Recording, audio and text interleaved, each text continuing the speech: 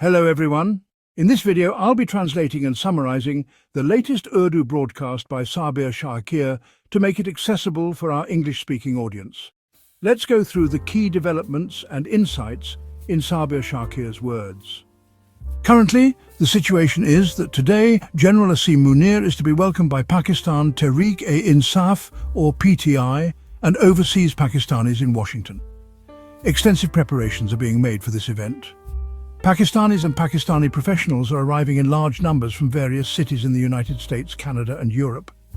PTI and overseas Pakistanis have declared that they will expose the fascism that has taken place in Pakistan over the past 3 years, especially the last 2.5 years since General Asim Munir assumed power. They have announced that they will release a charge sheet and a post-mortem report of everything that has happened so far today in Washington and in General Munir's presence.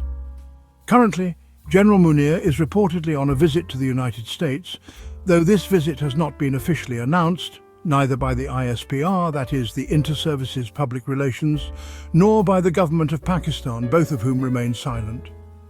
On another front, a horrific war has broken out between Israel and Iran. Iran has delivered multiple surprises. In the initial Israeli attack, Israel suffered significant casualties, including the death of their top military leadership, including the army chief.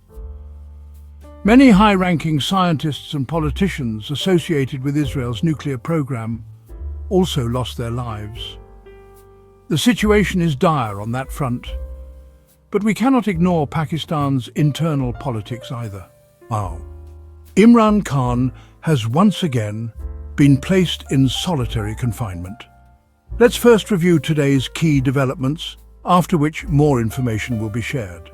Currently, 8 cases related to May 9th against Imran Khan are scheduled for hearing. The Lahore High Court has fixed the date for the hearing of his bail pleas.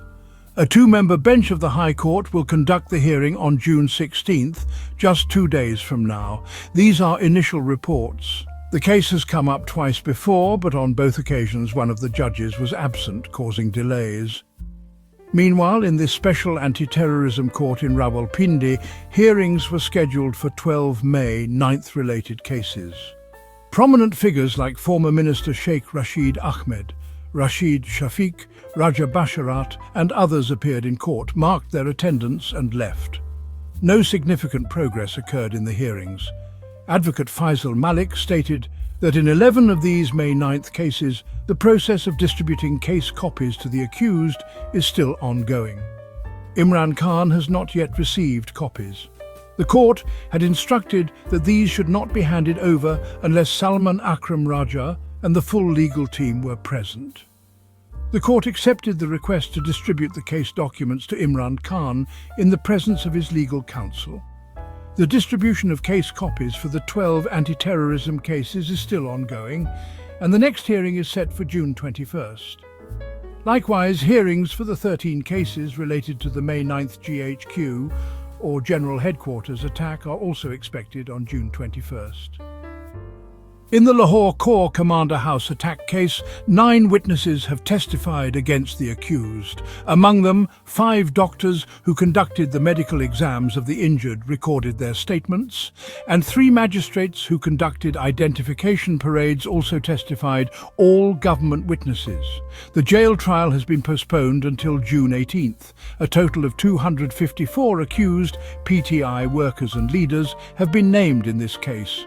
Interestingly, during the trial held in Kotlakpat jail, witness statements were taken for this Corps Commander House case. Additionally, a bail hearing for Dr. Yasmin Rashid was scheduled for today, but the public prosecutor stated he was unprepared. The court postponed the case until next week. It's been approximately 25 to 26 months, over 2 years, since the May 9th crackdown, yet government lawyers still claim they're unprepared. The real motive seems to be keeping figures like Dr. Yasmin Rashid, Ijaz Chaudhry, Mian Mehmood ur Rashid, Shah Mahmood Qureshi, Senator Ijaz Chaudhry, and Omar Safraz Chima in jail. These leaders are asking for evidence. They say, if you bring CCTV footage, we'll prove our innocence. Chaudhry Aitzaz Ahsan and Sada Latif Khosa say that if the Punjab IG hands over the footage, they can resolve the issue within 3 hours. But the system is deliberately prolonging matters. Sometimes lawyers don't show up, sometimes judges are absent. The main goal is to drag the cases out and keep these political figures in jail for as long as possible. Now let's turn to Peshawar. Today, Pakistan Tehreek-e-Insaf, or PTI, organized a rally in Peshawar. The leadership of PTI was present, and the people of Peshawar and Khyber Pakhtunkhwa participated enthusiastically. It was announced that on June 22nd, a nationwide protest will take place. On June 21st, preparations will be made across the country.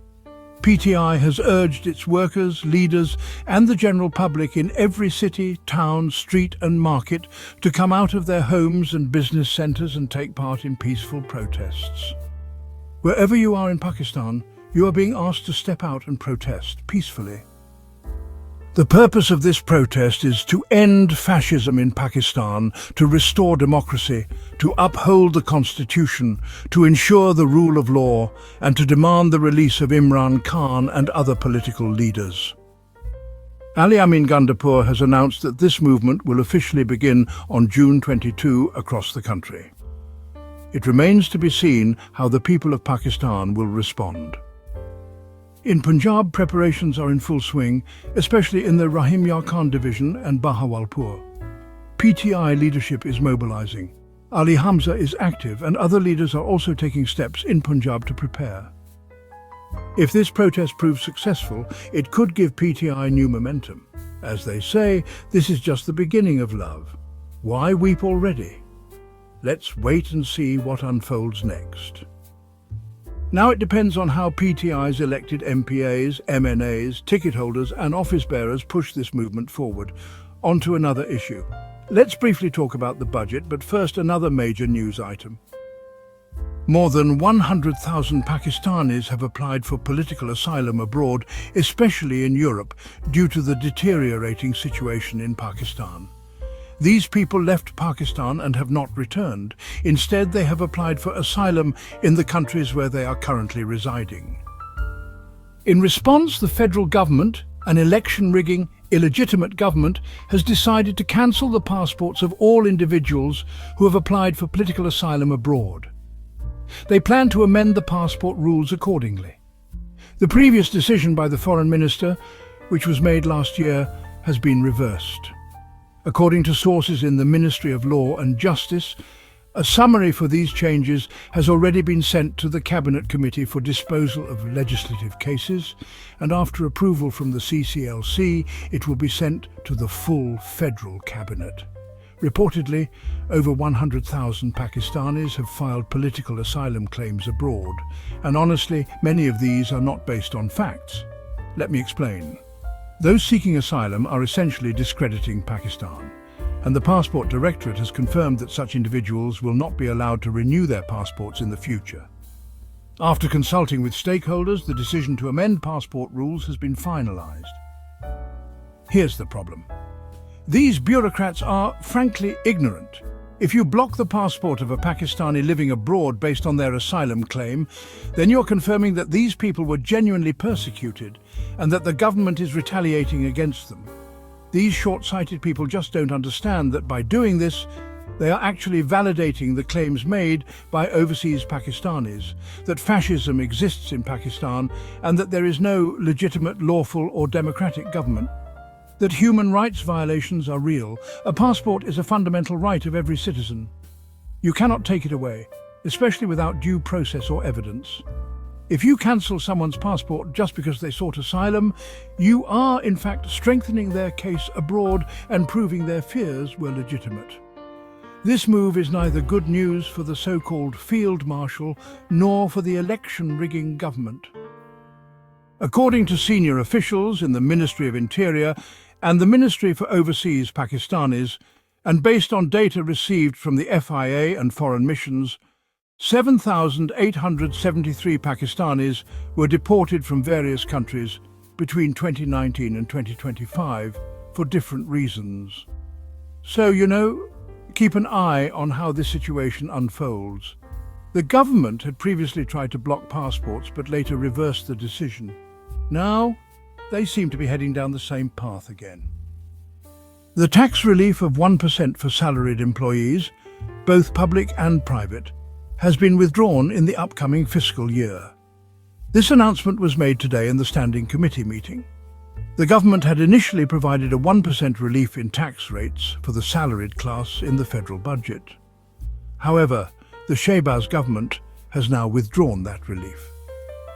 In the finance bill, for individuals with annual incomes between 600,000 and 1.2 million rupees, a certain slab of tax relief had been proposed. That has now been reversed, according to a briefing by the FBR chairman to the committee.